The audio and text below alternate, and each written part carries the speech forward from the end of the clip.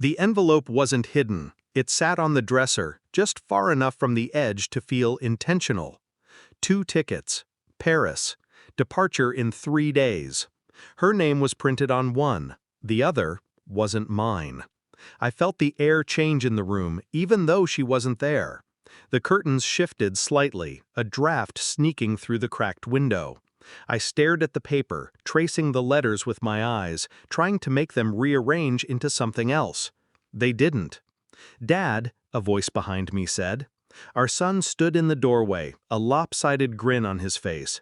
7 years old. Innocent, or at least he used to be. "They're for Mom and Uncle Tony," he said, like announcing the weather. The words landed like a dull hammer inside my chest.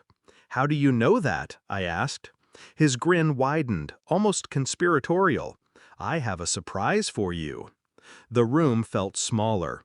The clock ticked too loud. I told him to go downstairs, my voice steady but colder than I intended. He didn't notice. The envelope stayed in my hand. My mind began rearranging the last few months. Calls she took outside, weekends with friends, Tony's name showing up more often in casual conversation than it ever had before. I didn't feel rage, not yet. Just a hollow, slow-spreading quiet. The surprise came that night. He slipped a crayon drawing under my door while she was in the shower. A plane. 2 stick figures holding hands. Mum written under one, Uncle Tony under the other. Hearts floating above their heads. I stared at it until the lines blurred.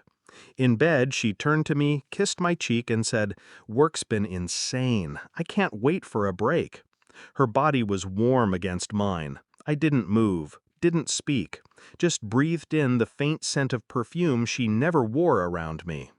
The details began forming a pattern. Her phone always face down. Sudden trips to visit her sister.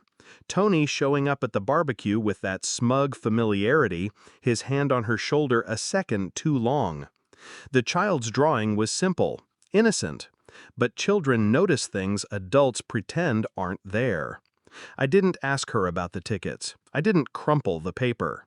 Instead, I slid the drawing into my desk drawer, alongside the envelope. 2 pieces of evidence. The next morning, she left early for meetings. I called the airline, told them I was her husband and had lost my booking confirmation. They gave me every detail without hesitation. Same seats, side by side. Special meal requests. Her vegetarian preference, his shellfish allergy. I hung up before my voice betrayed anything. That night, I waited until she slept and slid her phone from the nightstand. The passcode was his birthday. She'd made it that easy. Messages, photos, inside jokes I'd never heard before. Entire days of conversation hidden behind the screen. The Paris trip was their start over. I returned the phone without waking her. The ceiling above our bed seemed higher than usual, the shadows longer. In the morning, I made coffee for us both. Smiled when she said she might be away for a work retreat. I nodded, as if I believed her. The drawing in my desk wasn't just a child's scribble anymore. It was a map. 2 days before the flight, the confirmation email came to her laptop. I printed it, put it in a plain envelope. When she came home that night, I was at the kitchen table. She kissed me on the head, moved to unpack groceries. I slid the envelope toward her. She opened it, saw the printout, froze. Her eyes darted to mine, searching for anger. There wasn't any. Not on the surface. "How did you?" she began. "I called the airline," I said evenly.